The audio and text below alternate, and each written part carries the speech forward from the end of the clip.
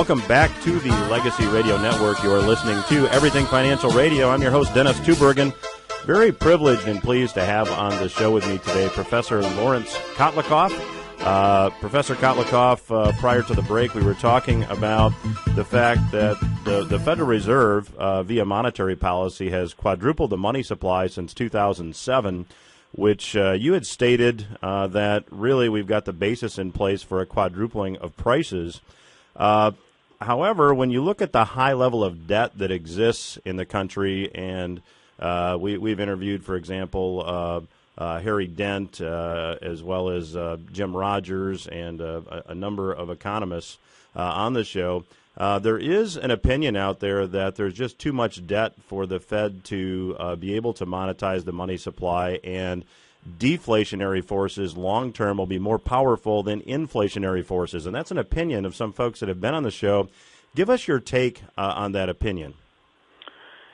Well, the long run is a long time, and what the Fed has done here is to almost quadruple the monetary base, and how fast that gets translated into what we call M1, which is our basic measure of the money supply, depends on the behavior of the banks.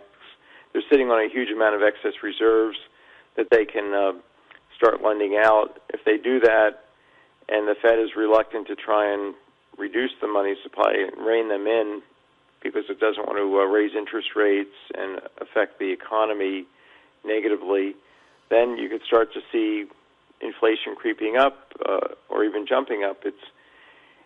Inflation is something that is very much a reflection of not just the policy, but the people's expectations about how things are going to play out. If they expect more inflation in the future, if they suddenly get into their mind that inflation is going to really take off, then they make money into a hot potato and inflation takes off immediately.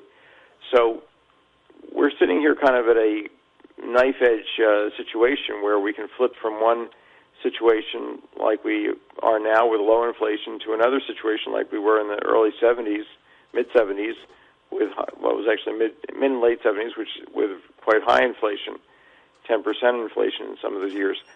So, and then it could go beyond that. So inflation is not something like once in a million years. Inflation and even hyperinflations occur all the time through economic history. You look back in the last century, 20 countries ran hyperinflations.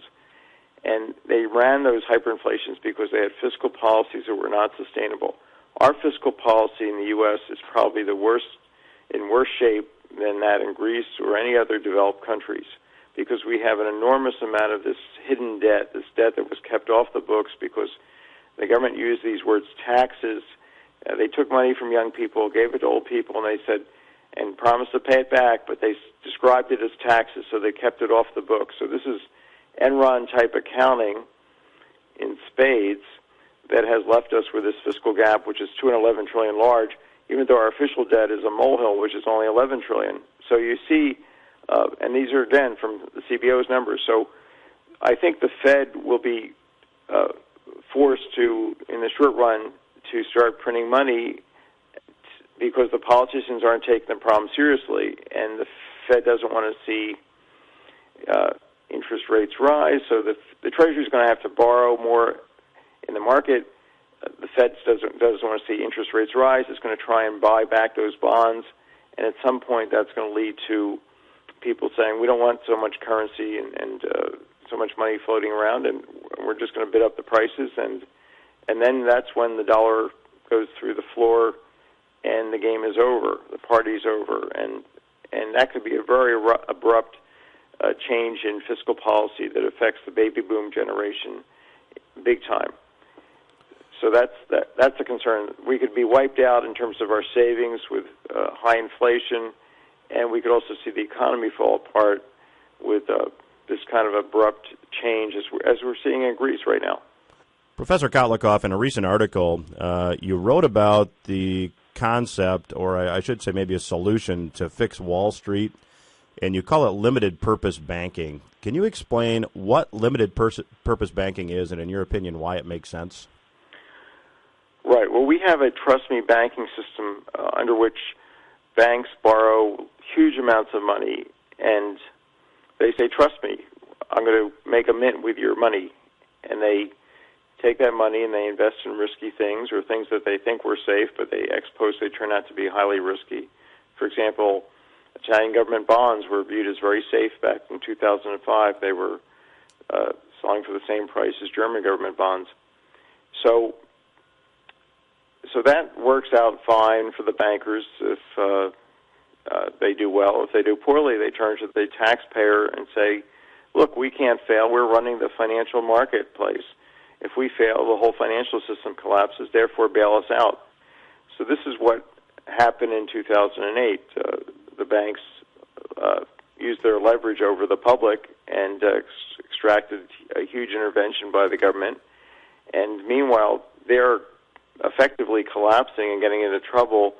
Completely changed the business people's views of the future of the economy, and flipped us into a situation where everybody expected bad times, and they took the actions needed to make bad times. So we had a self-fulfilling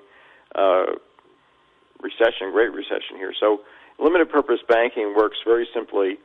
You take all the banks and you say, look, you guys can't borrow anymore. You have to operate in one way and one way only, which is to market non-leveraged mutual funds.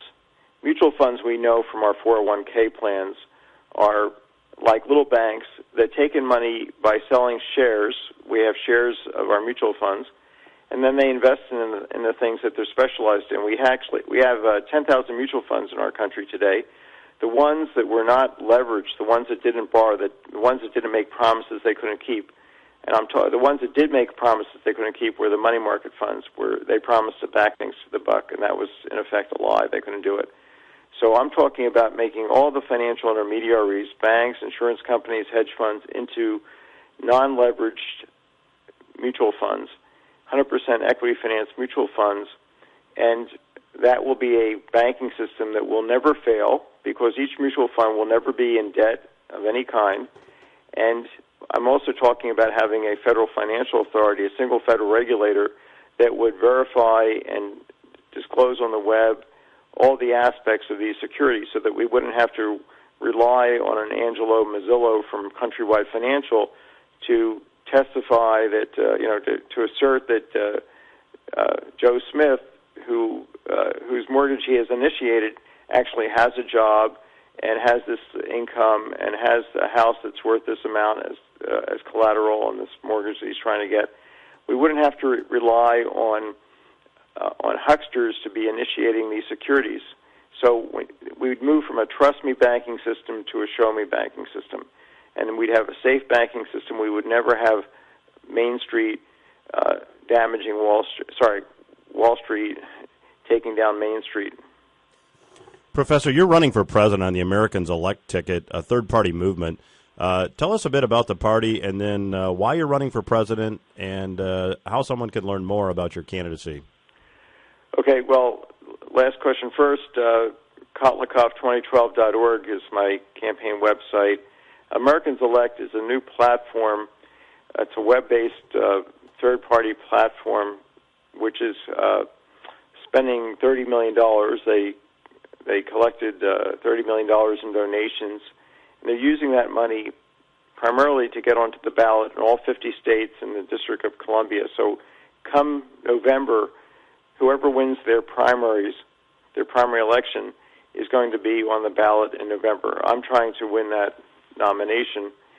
And at AmericansElect.org, you can register and verify your voting status and then click support for me if you're interested in my candidacy or for other candidates who are trying to get this nomination.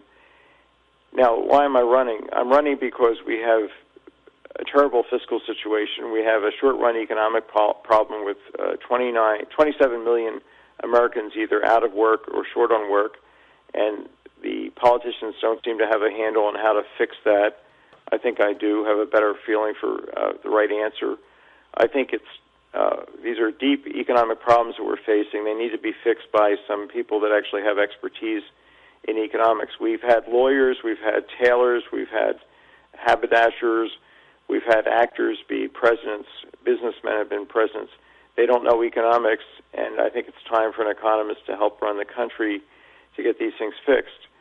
Because the politicians have been making a mess. I'm not a politician, I'm an independent, and I'm putting forth what are called purple plans, which are designed to make the red Republicans and the blue Democrats both happy. I'm trying to come up with very simple solutions to our major economic problems. I also have a fantastic vice presidential candidate.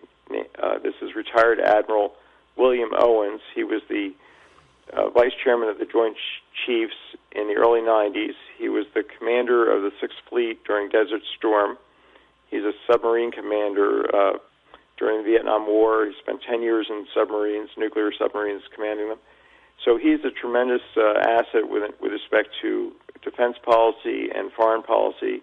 I think the two of us together are a great team. I need Americans to come to my website, Kotlikoff2012.org, learn about my candidacy, and then go to Americans Elect and click support for me, and then vote for me when they have their actual caucuses, and then the final election in June to choose a final nominee from their platform.